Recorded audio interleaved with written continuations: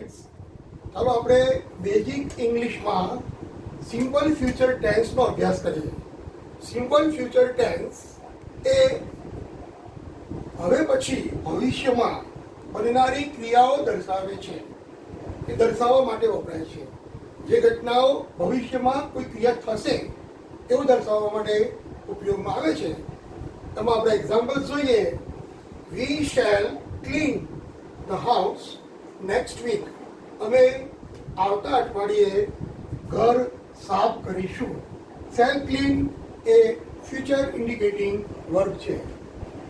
Next, they will not finish a project tomorrow. તેઓ આવતીકાલે project પૂરો કરશે નહીં.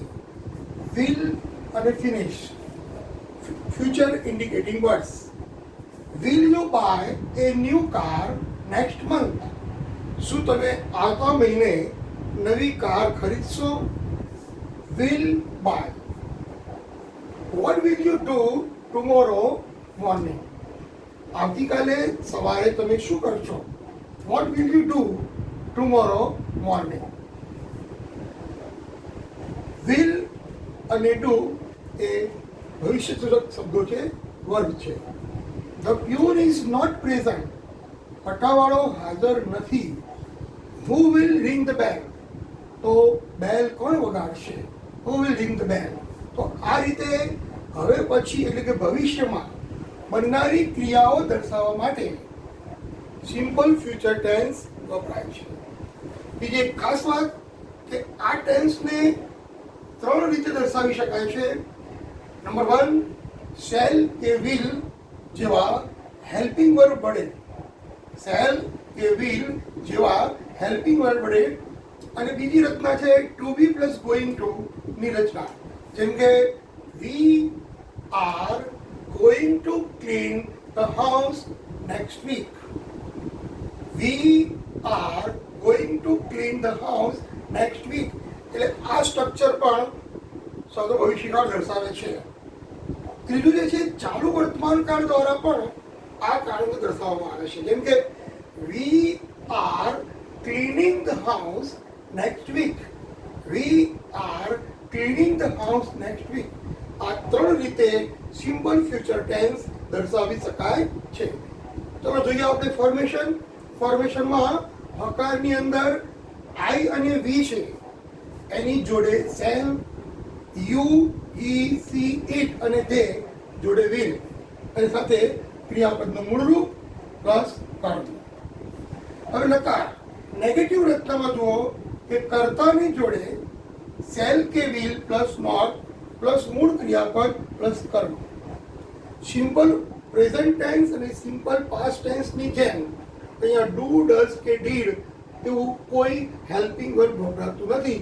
માત્ર સેલ કે વિલ સાથે નોટ વાપરવામાં આવે તો એ વાક્ય નેગેટિવ બની જાય છે. ઇન્ટ્રોગેટિવ એટલે કે પ્રશ્નાર્થ. પ્રશ્નાર્થમાં યસ નોમાં સેલ કે વિલ પ્લસ કર્તા પ્લસ ક્રિયાપદનું મૂળ રૂપ પ્લસ કર્મ પ્રશ્નાર્થ ચિહ્ન. અહીં તમે જો will you buy a new car next month. આ જે વાક્ય છે એ વાક્ય માટેનું સ્ટ્રક્ચર આ છે. Will you buy a car next month. હવે પ્રશ્ન શબ્દ WH કે HW જેમાં આપણે વાપરીએ હુ, તો the peon is not present એ બતાવે છે કે વાક્ય ક્રિયા ભવિષ્યમાં થવાની છે. હુ વિલ રિંગ ધ બેલ. હુ જે છે એ પ્રશ્ન શબ્દ છે, પછી સેલ કે વિલ, પછી કર્તા, પછી મૂળ ક્રિયાપદ, પછી કર્મ, છેલ્લે પ્રશ્નાર્થ ચિહ્ન. આ રીતે આ સ્ટ્રક્ચર બને છે. હવે પેસિવ વોઇસમાં આપણને ખબર છે કે જેમ આપણે જોયું કે કર્તા એક્ટિવમાં કર્તા હોય, પેસિવમાં કર્તાની સ્થાને કર્મ આવી જાય, પછી સેલ કે વિલ અને એની સાથે બી. આ બી શબ્દ છે એ ખાસ આપણે વાપરીએ છીએ. બી એ હેલ્પિંગ વર્બ છે. બી પ્લસ ક્રિયાપદનું ભૂતપૂર્વ પાસ્ટ પાર્ટિસિપલ પ્લસ બાય વત્તા કર્તા. પેસિવ રચના બહુ અગત્યની છે. જેમ કે the house will be cleaned. The house will be cleaned by us next week. એ આપણે આગળ ચર્ચા કરીએ છીએ. ચાલો હવે આપણે આટલી થિયરી સમજ્યા પછી એની પ્રેક્ટિસ કરીશું અને પ્રેક્ટિકલ અનુભવ જોઈશું. કઈ રીતે કરીશું જુઓ. લતા, અહીં જુઓ ટુમોરો આપણને આપ્યું છે. એક ખાસ પોઈન્ટ બાકી રહી ગયો કે આપણે આ કાળની અંદર કયા કયા શબ્દો એ ફ્યુચર એટલે કે ભવિષ્ય સૂચક શબ્દો છે. જેમ કે સૂન તરત જ, શોર્ટલી, ટુમોરો આવતીકાલે, નેક્સ્ટ વીક, નેક્સ્ટ યર જેવા ભવિષ્ય સૂચક શબ્દો વપરાય છે. યાદ રાખો. હવે આપણે એક્સરસાઇઝમાં આવીએ. પહેલું વાક્ય છે એમાં ટુમોરો એટલે આવતીકાલે. તો Lata will sing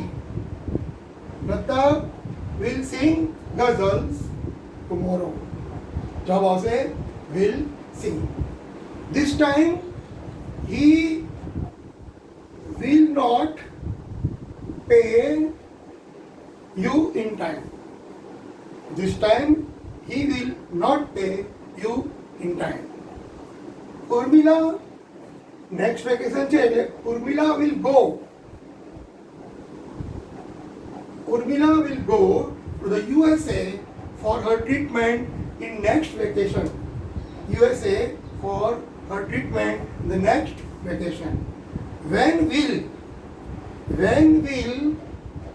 she visit this village again? When will she visit the village again? હવે એક્સરસાઇઝ બીમાં જુઓ તમે. એક્સરસાઇઝ બીમાં તમને ડુ એઝ ડાયરેક્ટેડ એટલે કૌંસમાં તમને જે પ્રોસેસ કીધી હોય એ પ્રમાણે આપણે કરવાનું હોય છે. પહેલું વાક્ય જોઈએ. Mayuri will spend this Sunday at her friend's house. હવે એ કીધું છે ક્વેશ્ચન યુઝિંગ વેર. વેર દ્વારા વાક્ય પ્રશ્નાર્થ બનાવો. તો એટ હર ફ્રેન્ડ્સ હાઉસ એ આપણો જવાબ છે. એટલે where will Mayuri spend this Sunday. When will Mayuri spend this Sunday. બરાબર. એટ હર ફ્રેન્ડ્સ હાઉસ છે જવાબ છે એટલે સ્વાભાવિક છે કે જવાબનો લોપ થશે. CID will do something in this case. આ કેસમાં સીઆઈડી કંઈક કરશે. Question using vote.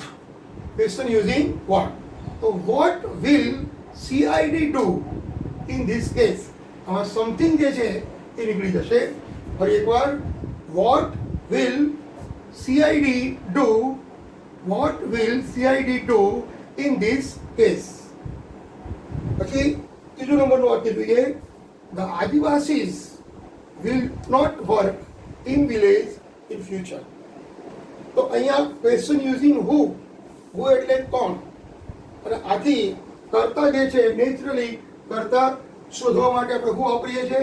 એટલે who will not work in villages in future. અહીંયા આની જગ્યાએ શું આવશે? Who will not work in villages in future. Number 4 જુઓ. એમાં are you sing a song tomorrow. આમાં કંઈક ભૂલ છે તો એ ભૂલ સુધારવાની છે. Correct the sentence. તો આમાં બે જવાબ થશે. તમે આર મૂકો છો તો અહીંયા આઈએનજી લગાડી દો. Are you singing A song tomorrow. અથવા વિલ યુ, આની જગ્યાએ શું આવશે? Will you sing a song tomorrow? હવે એ જ રીતે જુઓ. I thank you for your help. You simple future tense. તો આ thank છે એટલે શું આવશે? Shall thanks. તો I shall thank you for your help. I shall thank you for your help. Language in use જોઈએ. During the next week Diwali vacation we will have અથવા shall have. We shall have an NSS camp at Rampur. રામપુરમાં આવતા દિવાળી વેકેશનમાં તમારો NSS camp યોજાશે. We shall clean the village streets. અમે ગામના રસ્તા સાફ કરીશું. We shall prepare we shall prepare a small road. અમે નાના રસ્તા બનાવીશું. Some friends will teach reading and writing to people. કેટલાક મિત્રો ગામના લોકોને વાંચવાનું અને લખવાનું શીખવશે. I shall talk to them about health and hygiene.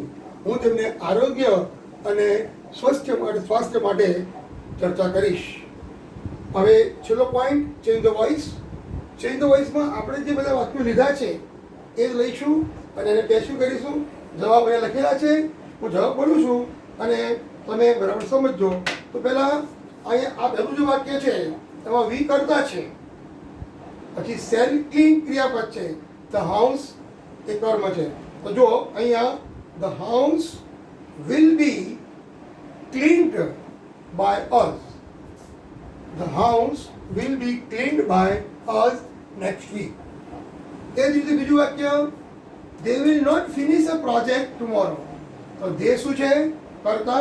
will not finish ક્રિયાપદ અને એ પ્રોજેક્ટ કર્મ. તો એ project will not be finished by them tomorrow. A project will not be finished by them tomorrow. ત્રીજું વાક્ય, yes no question. તો આ you છે એની જગ્યાએ એ ન્યૂ કાર આવશે. આ કર્તા છે, આ કર્મ છે.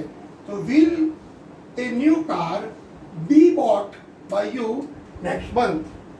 Will a new car be bought by you next month? હવે એ જ રીતે what will you do tomorrow morning? તો અહીંયા what એ પોતે ઓબ્જેક્ટ છે, અહીંયા યુ જે છે એ કર્તા છે. તો what will be done by you tomorrow morning? What will be done by you tomorrow morning?